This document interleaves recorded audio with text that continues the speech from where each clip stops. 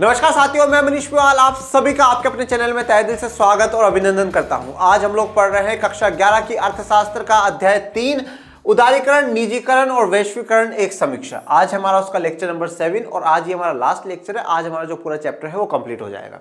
आइए जानते हैं कि आज हम लोग क्या पढ़ेंगे। आज हम बात करेंगे सुधारकालीन भारतीय अर्थव्यवस्था एक समीक्षा। हम लोग उदारीकरण पढ़ चुके हैं, हम लोग निजीकरण पढ़ चुके हैं, हम लोग वैश्वीकरण पढ़ चुके हैं। तीनों टॉपिक को मैंने विस्तार से और विस्तृत में मैंने आप लोगों को समझाया।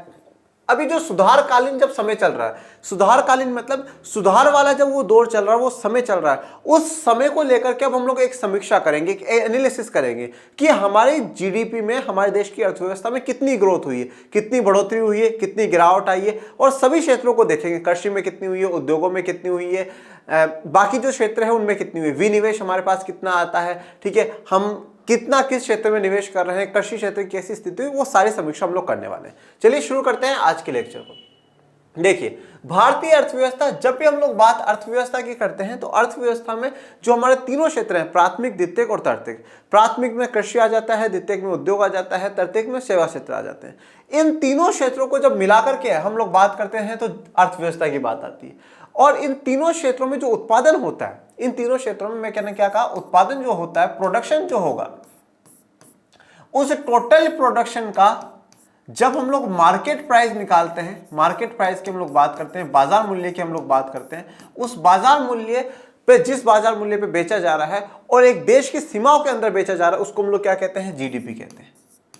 और अगर एक देश की अर्थव्यवस्था की तुलना जब दूसरे देश की अर्थव्यवस्था से करी जाती है, ठीक है, तो वो हम लोग जीडीपी से ही करते हैं कि इस देश की जीडीपी ज्यादा है, ये ज्यादा विकसित होगा, इसकी जीडीपी कम है, ये कम विकसित होगा। तो जीडीपी के आधार पर क्या होता है, अर्थव्यवस्थाओं की तुलना होती है कि अमेरिका की अर्थव्यवस्था ज्यादा है, चाइना की कम है, ठीक है, भारत की ज्यादा है, बाकी जो दूसरे एशिया के देश है उनकी कम है। तो जीडीपी के आधार पर हम लोग क्या अर्थव्यवस्थाओं को तुलना करते हैं। आज हम लोग जीडीपी में देखेंगे कि सकल घरेलू उत्पाद या ग्रोस डोमेस्टिक प्रोडक्ट जिसको कहा जाता है, उसमें कौन से क्षेत्र में भारत की बहुत ज्यादा गजब की वृद्धि हुई है, कौन से में बिल्कुल भी नहीं और कौन से में कोई भी प्रभाव नहीं पड़ा जब यहाँ पर सुधार हो रहे हैं। इन सुधारों से सबसे महत्वपूर्ण चीज तो हमें 2-3 बातें देखने को मिलेगी। एक तो भारत में जो निवेश है ना, निवेश काफी बढ़ गया, इन्वेस्टमेंट जो है, इन्वेस्टमेंट काफी बढ़ गया, इन्वेस्टमेंट बढ़ा, इन्वेस्टमेंट एफडीआई प्रत्यक्ष विदेशी निवेश वाला भी बढ़ा है और संस्थागत जो निवेश है, इंस्टीट्यूशनल निवेश है, वो भी बढ़ा है। दोनों प्रकार के जो निवेश है वो बढ़ चुके हैं। और इन निवेश से क्या हुआ है, ग्रोथ हुई, किसमें, उत्पादन में ग्रोथ हुई है, उत्पादन में ग्रोथ हुई है। और उत्पादन में ग्रोथ होना मतलब हमारे जीडीपी में ग्रोथ होना, ग्रोस डोमेस्टिक प्रोडक्ट में, सकल घरेलू उत्पाद में ग्रोथ होना।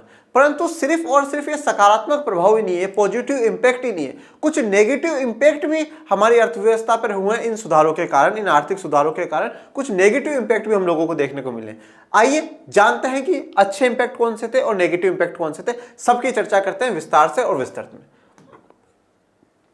अर्थव्यवस्था के खुलने से प्रत्यक्ष विदेशी निवेश और विदेशी विनिमय रिजर्व में तेजी से वृद्धि हुई। तो सबसे पहला अगर आप एक पॉजिटिव पॉइंट देखेंगे तो प्रत्यक्ष विदेशी निवेश, सबसे इंपॉर्टेंट बात है FDI, foreign direct investment. Foreign direct investment बहुत ज्यादा इंपॉर्टेंट होता है। फॉरेन डायरेक्ट इन्वेस्टमेंट सिर्फ और सिर्फ आपको उत्पादन बढ़ाने में बढ़ोतरी नहीं करता है, बल्कि ये क्या करता है कि आपके देश में आकर के उद्योग लगाता है, और उद्योग लगा करके उत्पादन तो कर ही रहा है। अब उत्पादन कौन कर रहे हैं, भारत के लोग करेंगे, तो रोजगार में बहुत ज्यादा बढ़ोतरी हो जाती है। अब रोजगार में जब बढ़ोतरी होती है तो एक एक व्यक्ति को इनकम मिलती है, और इनकम मिलती है तो उनका जीवन स्तर बेहतर होता है। और उद्योग जब उत्पादन कर रहे हैं, इससे देश का जीडीपी बढ़ता है। तो आप कह सकते हो कि एफडीआई से 2 प्रकार से फायदा, एक तो देश अमीर हो रहा है और एक दूसरी तरफ प्रति व्यक्ति जो है, पर व्यक्ति जो है वो भी अमीर हो रहा है, क्योंकि उसका जीवन स्तर क्या होता जा रहा है, बेहतर होता जा रहा है। तो एफडीआई का बढ़ना कहीं ना कहीं हम ये कह सकते हैं कि देश के लिए एक बेहतर सूचक है, एक अच्छा इंडिकेटर है, जिससे हम लोग ये पता लगा सकते हैं कि देश की जीडीपी में बढ़ोतरी हो रही होगी और देश के प्रति व्यक्ति जो है उनकी जीवन स्तर में भी बढ़ोतरी हो रही होगी। तो प्रत्यक्ष विदेशी निवेश में बढ़ोतरी हुई। दूसरा, विदेशी विनिमय रिजर्व, ये वही कारण है जिस कारण हमें एलपीजी को लेकर के आना पड़ा। हमारे पास 15 दिनों से भी कम का रिजर्व बच गया था, जिससे कि हमने जितने भी आयात करे हैं उनका हम लोग पेमेंट कर सके। क्यों? क्योंकि हमारे पास विदेशी रिजर्व नहीं था, हमारे पास विदेशी करेंसी नहीं थी, जिसके कारण हम दूसरे देशों के साथ एक्सचेंज कर सके। तो अब ये विदेशी विनिमय रिजर्व, ठीक है, विदेशी मतलब फॉरेन एक्सचेंज रिजर्व, रिजर्व का मतलब क्या होता है, आप इकट्ठा करके रखते हो। अब यहां पर तेजी से वृद्धि हुई। क्यों? क्योंकि हम लोगों ने उत्पादन करा। उत्पादन जब हम लोगों ने करा, ज्यादा ज्यादा उत्पादन करा, उनको दुनिया में बेचा, हमारे पास क्या है, अलग अलग देशों की फॉरेन करेंसी आई, हमने डॉलर में, हमारे पास खूब डॉलर आया, तो हमारे विदेशी जो विनिमय रिजर्व है वो हमारा बढ़ गया। एफडीआई, जब कोई बाहर से कंपनी आ रही है यहाँ पे इन्वेस्टमेंट करने के लिए, तो वो वहां से अपनी करेंसी लेकर के आ रही है, उस करेंसी के बदले में हम उसे रुपया दे रहे हैं, फिर यहाँ पे रुपया मजदूरों को दिया, सबको बांटा, और फिर उससे हमारे देश का उत्पादन बढ़ा है। तो यहाँ पे विदेशी विनिमय रिजर्व में और प्रत्यक्ष विदेशी निवेश में एक भारी मात्रा में वृद्धि हुई है। सबसे अच्छा सूचक हमें देखने को मिलता है विदेशी निवेश, जिसमें प्रत्यक्ष और संस्थागत विदेशी निवेश दोनों ही सम्मिलित है। विदेशी निवेश में दोनों है बच्चों, एफडीआई भी है और संस्थागत विदेशी निवेश है, जिसे मैं कहता हूं एफआईआई, फॉरेन इंस्टीट्यूशनल इन्वेस्टमेंट, दोनों ही सम्मिलित है। 1990-91 में 100 मिलियन अमेरिकी डॉलर थे। कितने माय डियर चाइल्ड? 100 मिलियन अमेरिकी डॉलर थे। और 2017-18 में, मतलब आप कह सकते हैं कि 27 साल के पीरियड में ये 30 बिलियन हो गए। कितने हो गए? 30 बिलियन, 30 बिलियन। अब ये मत बोलना वहां 100 थे या 30 कैसे हो गए सर, ये मिलियन है बेटा, ये बिलियन है। बिलियन क्या होता है? ज्यादा होता है। ये मैंने डॉलर की तस्वीर आपको दिखाई। भारत के विनिमय रिजर्व का आकार भी 1990 से 1991 में 6 बिलियन अमेरिकी डॉलर से बढ़कर के 413 बिलियन डॉलर हो गया। 1990 से 1991 में हमारे पास कितने अमेरिकी डॉलर थे? 6 बिलियन अमेरिकी डॉलर थे। और 2018-19 में कितना हो गया? 413 बिलियन डॉलर। 6 बिलियन डॉलर से 413 बिलियन डॉलर। आप बिलीव कर सकते हैं कितना? 413 बिलियन डॉलर। हमारी कैलकुलेशन से बिल्कुल बाहर, हमारी कैलकुलेशन से बाहर तो 6 बिलियन भी है, पर 413 बिलियन डॉलर अब हमारे पास क्या है? रिजर्व हो चुका है, सिर्फ और सिर्फ डॉलर करेंसी का। 2011 में भारत विदेशी विनिमय रिजर्व का 7वां सबसे बड़ा धारक माना जाता है। अब 2011 में अगर आप देखेंगे कि पूरी दुनिया में कौन कौन से देशों के पास सबसे ज्यादा विनिमय रिजर्व है, तो फिर हमें पता चला कि भारत के पास 7वें नंबर पे, मतलब आप 7 कंट्रियों के नाम लिखेंगे कि भाई इनके पास सबसे ज्यादा है, तो 7वें नंबर पे भारत के पास सबसे ज्यादा क्या है? विनिमय रिजर्व है। आप इसको ऐसे याद रख सकते हैं कि दुनिया में 7वां सबसे बड़ा देश कौन सा है? भारत है। तो 7वें नंबर पे ही हमारे पास क्या है? सबसे ज्यादा जो विनिमय रिजर्व है, मतलब विदेशी जो विनिमय रिजर्व है, जो अलग अलग फॉरेन करेंसीज है, वो हमारे पास 7वें नंबर पर है। 1991 के बाद से भारत वाहन, कलपुर्जों, दवा का सामान, इंजीनियरिंग उत्पादों, सूचना प्रौद्योगिकी उत्पादों और वस्त्र आदि के एक सफल निर्यातक के रूप में विश्व बाजार में जम गया है। बढ़ती हुई कीमतों पर भी नियंत्रण रखा गया है। देखिए, अब अगर 1991 के बाद आप देखें तो भारत में वाहन, जो उसके जितने पुर्जे हैं, वो दवा का सामान हो गया, इंजीनियरिंग उत्पाद हो गए, सूचना प्रौद्योगिकी उत्पाद हो गए, इन सब में, वस्त्रों में, इन सब में एक सफल निर्यातक के रूप में, निर्यातक का मतलब क्या है? सामान को बाहर बेचने वाले, एक्सपोर्टर जिन्हें हम लोग कहते हैं, एक्सपोर्टर के रूप में देखा गया। ठीक है, बाजार में उसके एक्सपोर्टर के रूप में एक वैल्यू बढ़ चुकी है और बढ़ती हुई कीमतों पर भी नियंत्रण रखा है। तो जो रेगुलर जो कीमतें बढ़ती जा रही थी, अब उस पर भी क्या हो चुका है? कंट्रोल हो चुका है। दूसरी ओर सुधार कार्यक्रमों द्वारा अपने देश की अनेक मूलभूत समस्याओं का समाधान खोज पाने में विफलता के कारण कड़ी आलोचना भी होती रही। अब दूसरी ओर क्या हुआ कि सुधार कार्यक्रम जो चलाए गए थे, वो कुछ समस्याओं का समाधान करने के लिए चलाए गए थे, परंतु जब उन मूलभूत समस्याओं का समाधान खोज पाने में विफल रहे, तो उसके कारण थोड़ी बहुत आलोचना भी हुई, बुराइयां भी सरकार की हुई कि सरकार ने ये जो सुधार करके कोई बहुत बड़ी अचीवमेंट हासिल नहीं करा है। जो समस्याएं थी, जो मूलभूत, जो बेसिक समस्याएं थी, वो अभी तक भी सॉल्व सरकार नहीं कर पाई है।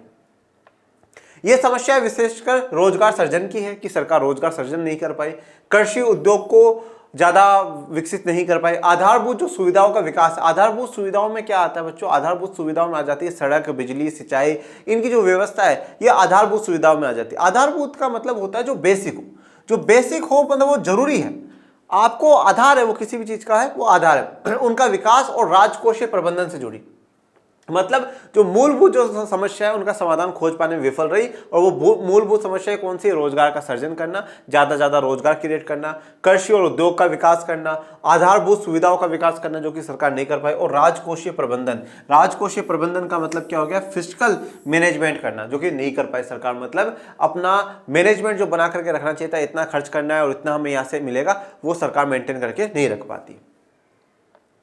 अब देखिए, अब एक एक चीज को बहुत ध्यान से पढ़ते हुए चलेंगे। सबसे पहले संवर्धी और रोजगार, ग्रोथ एंड एम्प्लॉयमेंट, कि हमारी ग्रोथ कितनी हुई है और एम्प्लॉयमेंट कितना है, वो जानते हैं। यद्यपि सकल घरेलू उत्पाद की संवर्धी दर में वृद्धि हुई है, फिर भी अनेक विद्वानों ने इस बात पर ध्यान दिलाया कि सुधार प्रेरित संवर्धी ने देश में रोजगार के पर्याप्त अवसरों का सृजन नहीं किया है। देखो, सकल घरेलू उत्पाद में वृद्धि हुई है, नो डाउट, बिल्कुल, बहुत गजब की वृद्धि हुई, जीडीपी में इंक्रीमेंट हुआ। अब आप कहोगे सर जीडीपी में जब इंक्रीमेंट हुआ, ठीक है, जीडीपी में इंक्रीमेंट हुआ है मतलब उत्पादन में वृद्धि हुई, उत्पादन में वृद्धि हुई तो रोजगारों में वृद्धि होगी, ऐसा कैसा क्यों नहीं?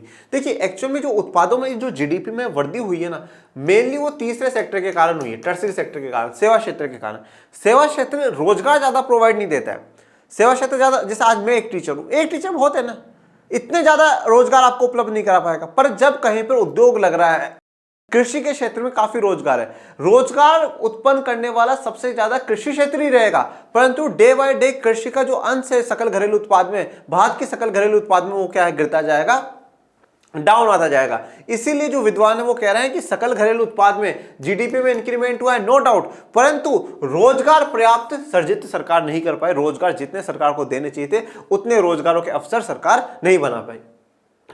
फिर बात करते हैं कृषि में सुधार कि एग्रीकल्चर में कितने रिफॉर्म्स हुए। Reforms in agriculture, reforms in agriculture, reforms in agriculture. सुधार कार्यों से कृषि को कोई लाभ नहीं हो पाया और कृषि की संवर्धी दर कम होती जा रही है। देखिए अब जितने भी जो सुधार कार्य करे गए, जिसमें उदारीकरण, निजीकरण और वैश्वीकरण, ये तीनों काम करे गए, उससे कृषि को कोई भी लाभ नहीं हुआ, बिल्कुल कोई भी बेनिफिट नहीं हुआ। कृषि की संवर्धी दर है वो कम होती जा रही थी, जो ग्रोथ रेट थी वो डे बाय डे कम होती जा रही थी। देखिए ग्रोथ रेट कम होने का मतलब क्या है, मतलब पहले अगर 10% से इंक्रीमेंट हो रहा था, मतलब पहले 100 आपने 100 किलो उगाया, अब आपने 10% मतलब 110 किलो उगाया अगले साल, फिर 10% के हिसाब से देखें तो 121 किलो उगाया, मतलब इसका 10% बढ़ गया, फिर इसका 10% बढ़ गया। पर सुधारों के बाद क्या है, जैसे कि आप 100 किलो उगा रहे थे, अब 10% बढ़ोतरी हो रही थी, पहले 110, अब उसका 5% हो रही है, आधा परसेंट हो रही है, 8% हो रही है। मतलब जो परसेंटेज है जिस रेट से हो रही थी वो रेट भी अब कम होती जा रही है। मतलब आप कह सकते हैं कि कृषि को बड़ा बेनिफिट नहीं हुआ, उसकी ग्रोथ भी अब बिल्कुल क्या हो चुकी है, धीमी हो चुकी है।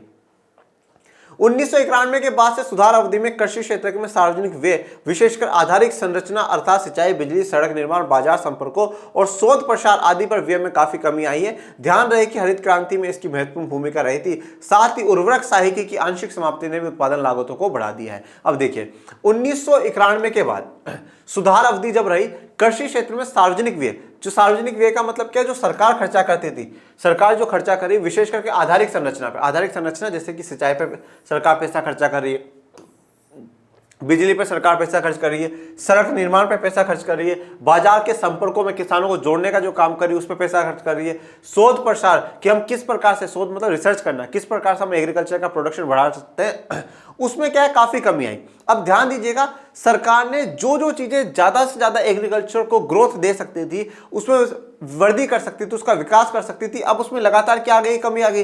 पर ध्यान देने वाली बात यह है कि ये सभी की सभी चीजें हरित क्रांति में एक महत्वपूर्ण भूमिका निभाती है। हरित क्रांति में इनका इंपॉर्टेंट रोल रहता है। तो ये एक तो उस पर आधारित जो संरचना है जो कि ग्रोथ बढ़ाती है एग्रीकल्चर का, उसको रोक लगा दी सरकार ने। दूसरा उर्वरक, जो फर्टिलाइजर पे सरकार सहायकी दे रही थी, सहायकी मतलब सब्सिडी, उसको आंशिक समाप्ति कर दी, मतलब कहीं ना कहीं आधे रूप से समाप्त कर दिया। मतलब पहले जितना सरकार दे रही थी उतना नहीं दे रही है, या सरकार ने रोक लगा दी, बस अब इतने लोगों को मिलेगी, इससे ज्यादा नहीं मिलेगी। तो ये सारे कारणों के कारण क्या हुआ, उत्पादन जो लागत है वो बढ़ गई।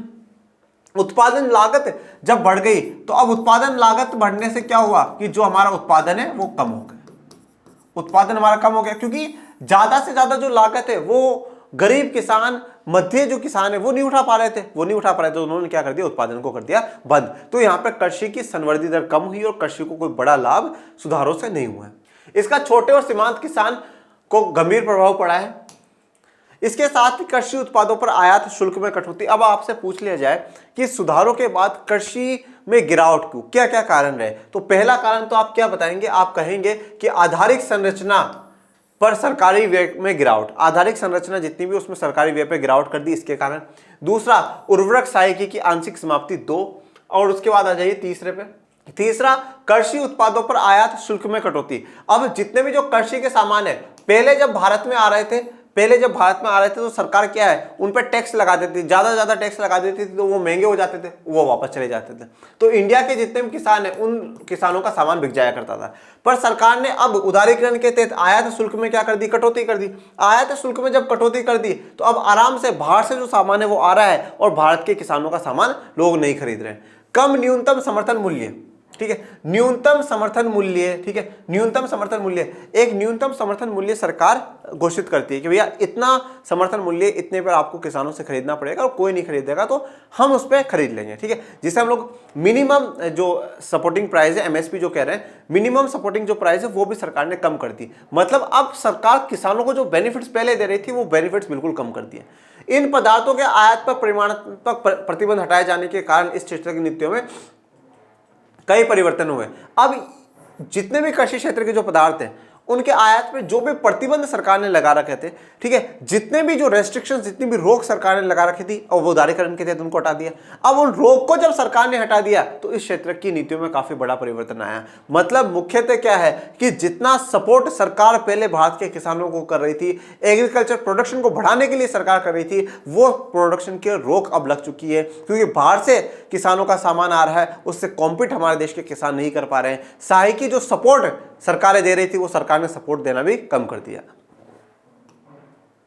इसके कारण भारत के किसानों को विदेशी स्पर्धा का भी सामना करना पड़ा है, जिसका उन पर प्रतिकूल प्रभाव पड़ा है। तो हमारा तीसरा जो कारण हो जाएगा वो क्या है, विदेशी स्पर्धा का सामना करने में भारतीय किसान विफल हो गए, ठीक है। विदेशी स्पर्धा का सामना करने में विफल हो गए हैं, ओके, जिसमें हमारे क्या आयात कम कर दिया सरकार ने। आयात कम करा तो बाहर से हमारा सामान आ रहा है और उस सामान से हमारे जो किसान है वो कॉम्पीट नहीं कर पा रहे, स्पर्धा नहीं कर पा रहे। दूसरी तरफ उत्पादन व्यवस्था निर्यातोन्मुखी हो रही है। निर्यातोन्मुखी का मतलब क्या, निर्यात उन्मुखी मतलब एक्सपोर्ट ओरिएंटेड करा गया है, एक्सपोर्ट ओरिएंटेड बनाया गया। अब सरकार ज्यादा से ज्यादा उसी चीज का उत्पादन करवाने के लिए कह रही है जो कि हम लोग एक्सपोर्ट कर सके, क्योंकि एक्सपोर्ट करेंगे तभी हमारे पास क्या आएगा विद्यार्थियों, फॉरेन एक्सचेंज आएगा, और फॉरेन एक्सचेंज जब हमारे पास आएगा तभी तो हमारी जो स्थिति है वो आर्थिक स्थिति सुधरेगी, ठीक है। तो ज्यादा से ज्यादा जो भी उत्पादन सरकार करा रही है वो कैसा करा रही है, निर्यातोन्मुखी करवा रही है, मतलब एक्सपोर्ट ओरिएंटेड सरकार है। आंतरिक उपभोग की खाद्यान्न फसलों के स्थान पर निर्यात के लिए नकदी फसलों पर बल दिया जा रहा है। इससे देश में खाद्यान्नों की कीमत पर दबाव बढ़ रहा है। अब देखो, आंतरिक उपभोग की खाद्यान्न फसलें, जो खाने पीने वाली फसलें सरकार के लिए, आप इन फसलों को कम उगाइए, ज्यादा क्या उगाइए, नकदी फसलें, जो कैश क्रॉप्स आती है। कैश क्रॉप्स क्या है, मुख्यतः एक ऐसी क्रॉप्स है जिनको मार्केट में बेच करके पैसा कमाया जाएगा। अब आप बोलोगे सर कौन सी क्रॉप से पैसा नहीं कमाया जाता, देखिए जो खाद्यान्न फसलें होती है वो मुख्यतः हम लोग घर में भी कंज्यूम कर लेते हैं, ठीक है ना।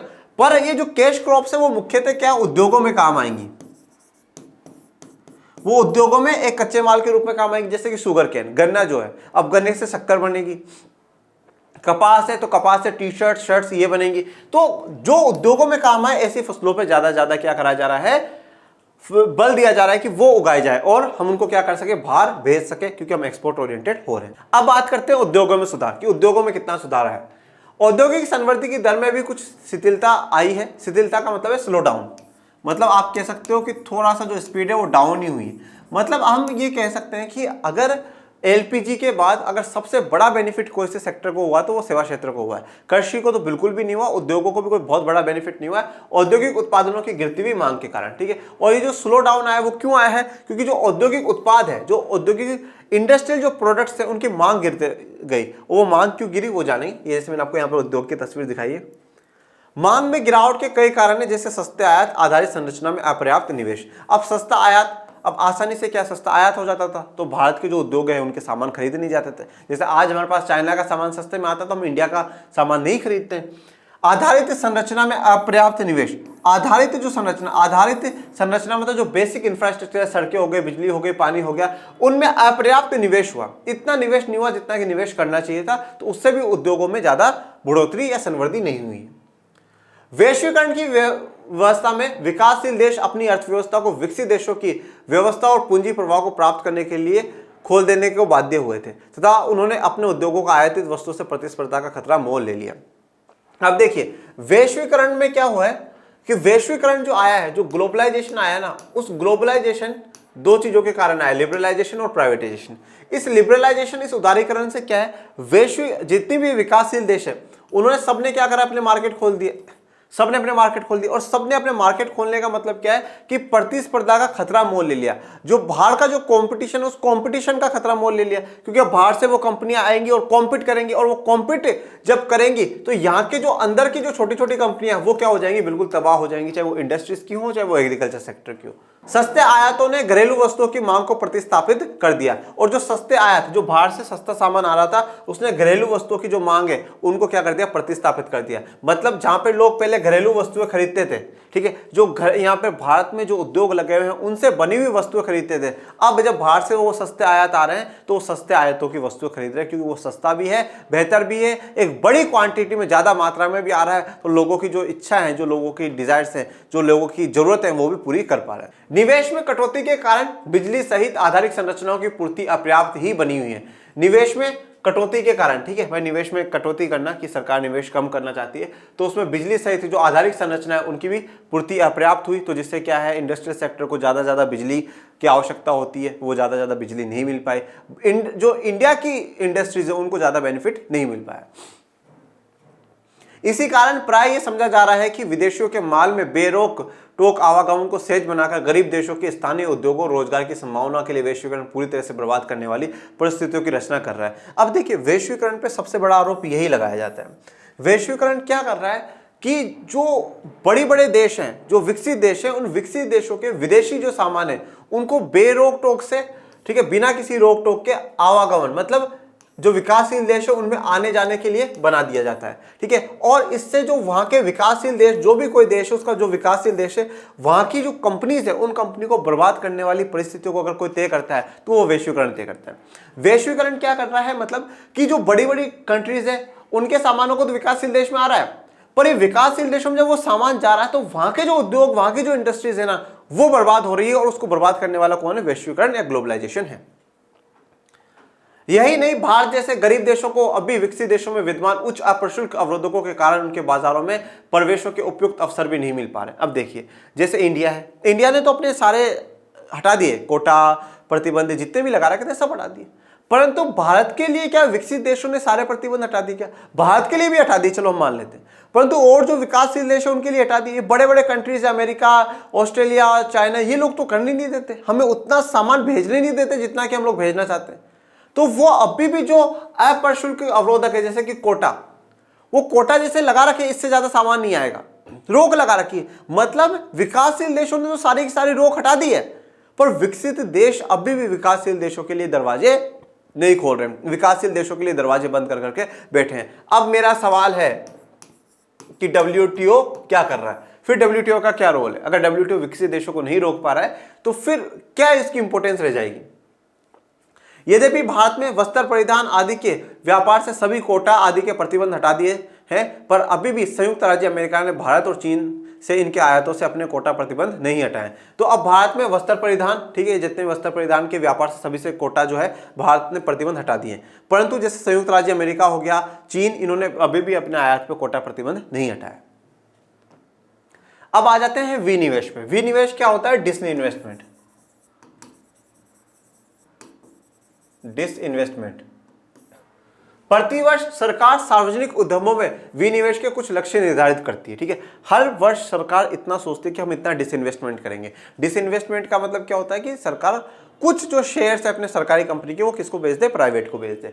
तो प्रतिवर्ष, हर वर्ष सरकार जितने भी जो सार्वजनिक उद्यम है, जितने भी जो प्राइवेट सरकारी कंपनी है, उनको विनिवेश करने का कुछ लक्ष्य तय करती है कि भाई यहाँ तक का, मतलब इस साल हम टोटल जितनी भी हमारी कंपनीज है उसका 30% हम लोग प्राइवेट कंपनी को बेचेंगे, इस साल 40% बेचेंगे। मतलब ओवरऑल आप कह सकते हो विनिवेश क्या है? सरकारी उद्यमों को बेचना विनिवेश है, ठीक है ना। उसके जो शेयर्स है उनको बेचना विनिवेश है। वर्ष 1991-92 में उसने विनिवेश द्वारा 2500 करोड़ रुपए जुटाने का लक्ष्य रखा था, बल्कि 3040 करोड़ अधिक जुटा पाने में सफल रही। मतलब लक्ष्य कितना था कि 2500 करोड़ रुपए हम जुटाएंगे विनिवेश कर करके, और जुटाए कितने? 3040 करोड़ से भी अधिक उन्होंने जुटाए। मतलब आप देख रहे हैं कि कितना रेवेन्यू अब भारत सरकार को मिल पा रहा है। वर्ष 2017-18 में लक्ष्य तो लगभग 1 लाख करोड़ के विनिवेश का था, और उपलब्धि लगभग 1,57,000 करोड़ की रही। मतलब आप आंकड़े देखिए कि ज्यादा ही है। 1 लाख करोड़ का सरकार ने अनुमान लगाया था, पर 1,57,000 करोड़, मतलब 57 करोड़ ज्यादा ही सरकार को मिले। इस प्रक्रिया के आलोचकों का कहना है कि सार्वजनिक उपक्रमों की परिसंपत्तियों को औने पौने दामों में निजी व्यक्तियों व्यापारियों को बेचा जा रहा है। अब जो आलोचक है वो ये कह रहे हैं कि सरकार क्या कर रही है, सरकारी जितने भी उपक्रम है, सरकारी जितनी भी फैक्ट्रियां हैं, सरकार के जितने भी बिजनेसेस हैं, सरकार बिल्कुल औने पौने दामों में, औने पौने दामों मतलब बिल्कुल बहुत ही कम दामों में क्या कर रही है, प्राइवेट वालों को बेच रही है, सिर्फ और सिर्फ पैसे के लिए। देखिए मैं ये मानता हूं कि प्राइवेट सेक्टर बनाना बिल्कुल गलत बात नहीं है, पूंजीवाद को बढ़ावा देना भी कुछ हद तक ठीक है, पर सरकार के जो क्षेत्र सरकार के हाथ में है वो तो एटलीस्ट सरकार को खुद के हाथ में रखनी चाहिए, वो बेचने नहीं चाहिए, ठीक है, वो बेचने नहीं चाहिए। फिर ये तो सवाल सरकार के पे भी तो खड़ा होता है ना कि भाई सरकार के क्षेत्र काम क्यों नहीं कर पा रहे। जिस सरकार का आधार रखा जाता है कि हर 5 साल में सरकारें चुनी जाएंगी, उस सरकार से पता नहीं हजारों लाखों उम्मीदें हम लगाते हैं, तो मैं पूछना चाहता हूं क्या वो सरकारें कुछ उद्यम, कुछ बिजनेस, कुछ इंडस्ट्रीज सही से रेगुलेट नहीं कर पा रही हैं क्या? क्यों नहीं कर पा रही? वो प्राइवेट सेक्टर को क्यों दे रही? प्राइवेट सेक्टर को पूरी अपॉर्चुनिटी देनी चाहिए, पूरा उनको ओपन मार्केट देना चाहिए, इक्वलिटी का सिद्धांत है, भारत के संविधान में भी है, बिल्कुल करना चाहिए। परंतु जो एटलीस्ट जो सेक्टर सरकार के हाथ में है वो तो सरकार को अपने पास ही रखनी चाहिए। और सरकार को, जैसे हम बात करते हैं भारत में गवर्नमेंट जॉब्स की, गवर्नमेंट जॉब्स में डे बाय डे सरकार कटौती करती जा रही है, गिरावट ही लाती जा रही है। मैं ऐसा मानता हूं कि गवर्नमेंट जॉब भारत में लोगों का सपना है और एक परिवार में स्थिरता पैदा करने के लिए गवर्नमेंट जॉब बहुत ज्यादा जरूरी है। हम जितना आज समझते हैं मार्केट में कि हाँ भाई हर कोई व्यक्ति मार्केट में जा सकता है और बिजनेस कर सकता है, इतना आसान नहीं है। कुछ सामाजिक, कुछ आर्थिक स्थितियां हैं, ठीक है, जहां पर कि आप सक्सेसफुली आप बिजनेस नहीं कर पा रहे हो।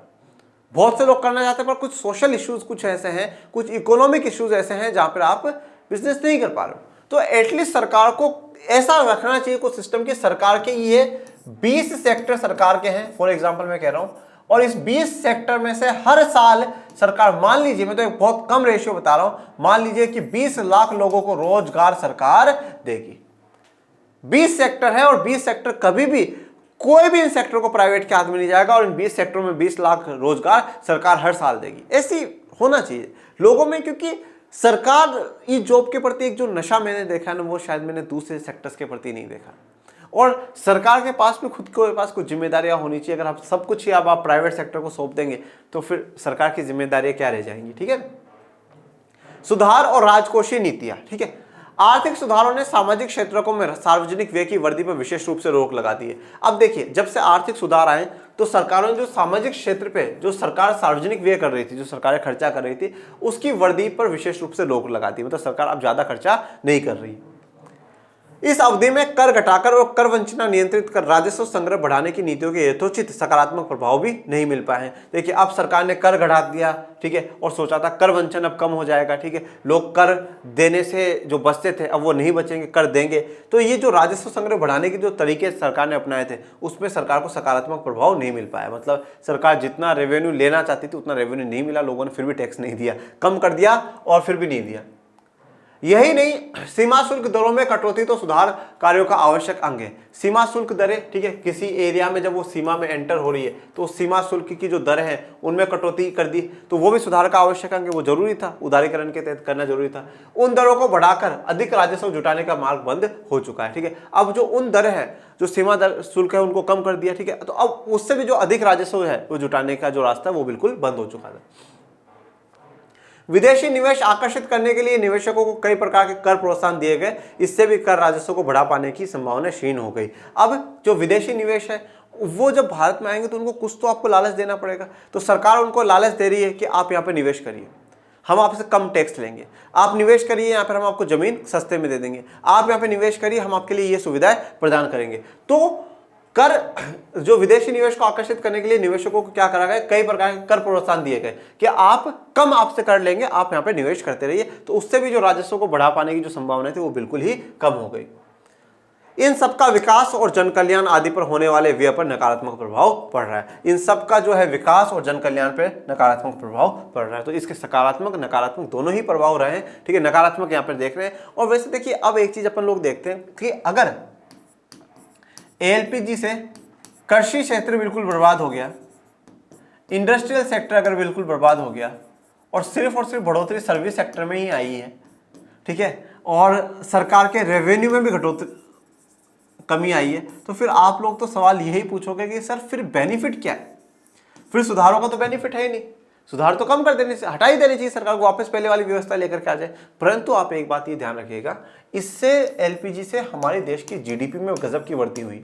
जीडीपी में वृद्धि होने का मतलब है कि आप देश दुनिया में एक बेहतर स्टैंड आप कर रहे हैं, आपके पास फॉरेन एक्सचेंज आ रहा है, आप एक्सपोर्ट ओरिएंटेड बन चुके हैं, आप काफ़ी एक्सपोर्ट कर रहे हैं, इंपोर्ट आप आसानी से कर लेते हैं, ठीक है। और जब कुछ सुधार होते हैं तो सुधारों में थोड़ा सा समय लगता है, धीरे धीरे धीरे समय के साथ इन सुधारों में हर सभी क्षेत्रों में हमें बेहतर सुधार देखने को मिलेंगे। और देखिए, आप ऐसा मत सोचिएगा कि एग्रीकल्चर और इंडस्ट्री में भारत में गिरावटें, समय के साथ जैसे जैसे देश विकसित देश की तरफ बढ़ता है ना, वो एग्रीकल्चर से इंडस्ट्री और इंडस्ट्री से सर्विस सेक्टर की तरफ बढ़ता है। सर्विस सेक्टर में गजब की जीडीपी वृद्धि, ये एक विकसित देशों की निशानी है, जो कि भारत में भी हो रही है। भारत एक विकासशील देश है, फिर भी हो रही है, एक बहुत बड़ी बात है, बहुत इंपॉर्टेंस है इसमें। ओके, तो अब हमारा आज ये चैप्टर भी पूरा कंप्लीट हो गया है। आपको कोई भी डाउट, कोई भी समस्या हो तो आप कमेंट बॉक्स में मेंशन कर दीजिएगा और बताइएगा कि इन तीनों चैप्टर्स आप लोगों को कैसे लगे। कोई समस्या है तो वो बताइएगा, और ज़्यादा से ज़्यादा लाइक शेयर सब्सक्राइब कर दीजिएगा, और ज़्यादा से ज़्यादा इस चैनल को बिल्कुल ऊंचाइयों पर पहुँचा दीजिए। अपने इस परिवार को बढ़ाइए, अपना परिवार है, और विश्वास रखिए इस परिवार से सिर्फ और सिर्फ अपन 11th 12th करके नहीं निकलेंगे, अपन यूपीएससी तक का सफर करेंगे, ठीक है ना। तो प्लीज इस चैनल को ज्यादा आगे तक बढ़ाइए। मिलते हैं नेक्स्ट लेक्चर में, तब तक के लिए थैंक यू सो मच। जय हिंद, जय भारत।